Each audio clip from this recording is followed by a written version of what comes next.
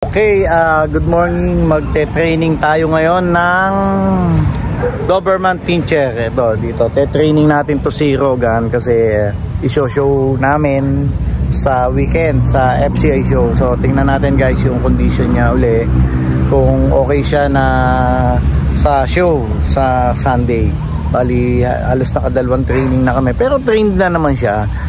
Pinapalis na lang namin yung mga ibang ano niya, yung movement, up and down movement, side gate, pre-pose at saka yung stock niya. Ayun, tatahol-tahol na si ano doon, si Rogan. Okay, so guys, ito nga pala yung Bedale Fields Doberman o Bedale Doberman kay John Aquino. So guys, panoorin nyo yung training namin dito sa Doberman. Si Rogan, ang kulit. Ay, Rogan, kulit. Huwag makulit, malikot. Bitaw ko yan. Amos. Ayan, kulit. Shh, Rogan. Siya pero pamunas Pamunas. Ito at hawak ko na si Rogan. Ayan o. Yan, o, kita nyo. Siya ay isang chocolate Doberman. Choco. Yan. So, medyo makulit pa rin. Ayan o. Si Rogan. Naantay ko lang yung bait. Siyempre gagamitan natin siya ng bait na nilagang atay ng baboy. Ayan o. And then siyempre yun yung gagamitin natin para sa training niya. Conformation training.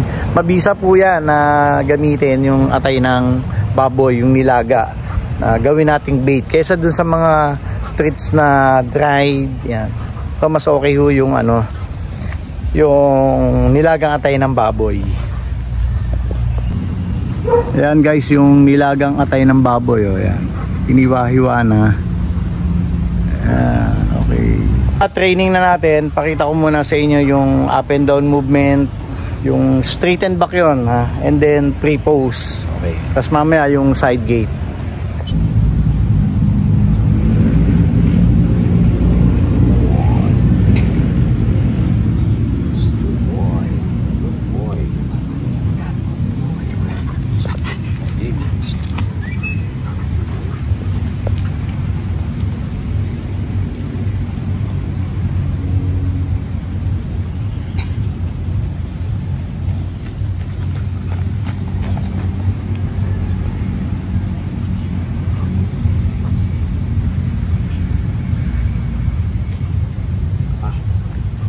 Up and down movement. Let's go.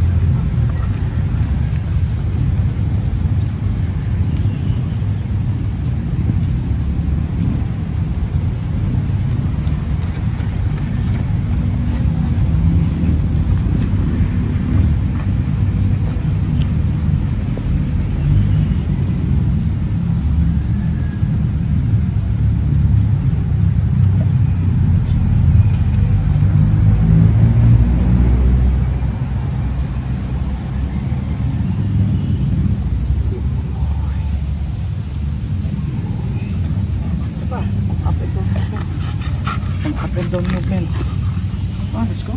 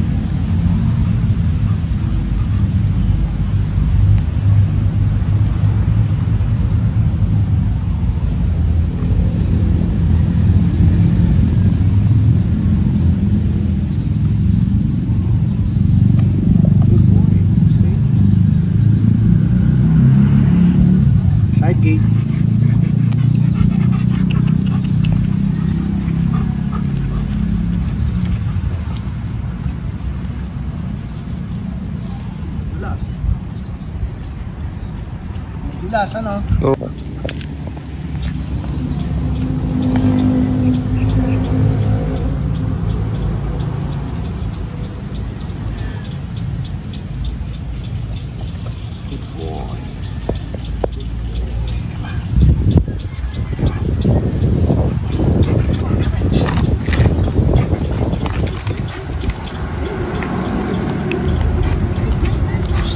Side gate. Let's go. Alright, slowly. Slowly. Slowly. Slowly.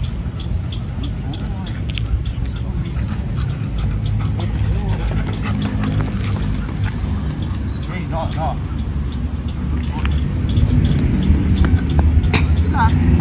Ha?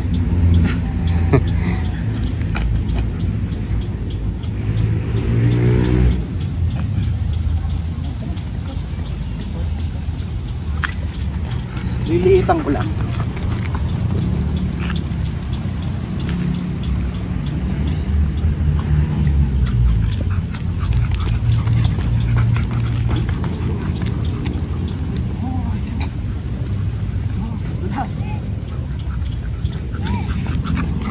Slowly.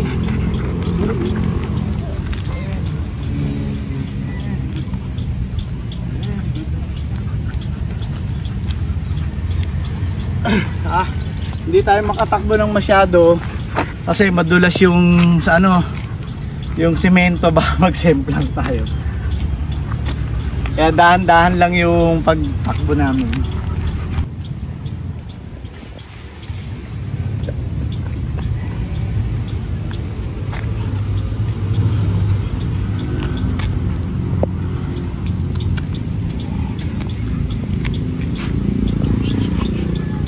Patay na.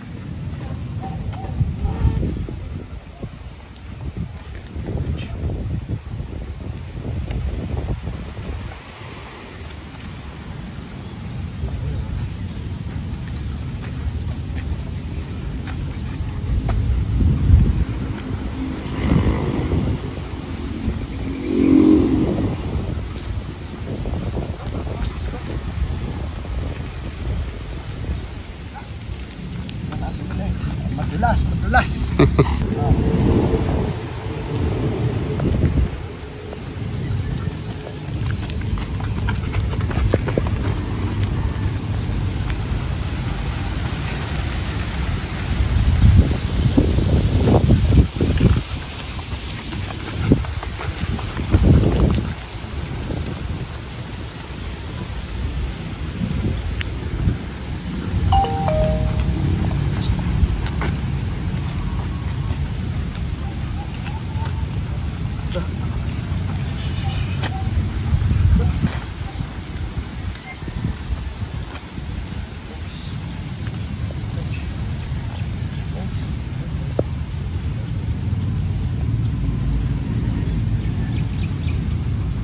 Guys, kanina yung side gate hindi lang makatakbo ng maayos kasi medyo madulas yung ano, yung kalsada.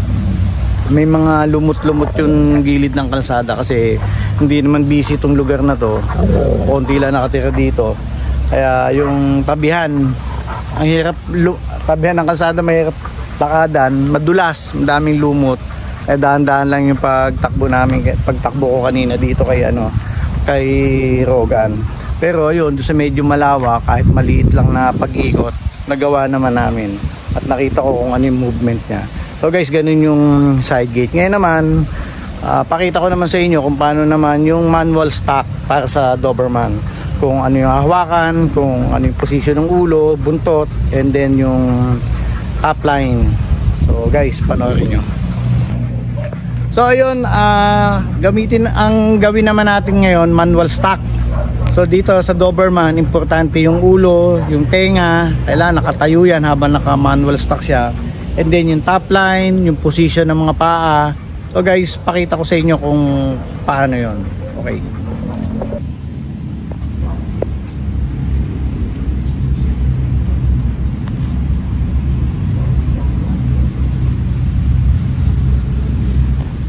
Ang bait ni Rogan ngayon, no? Hindi kagaya dati. Oh, hindi na siya nagalaw.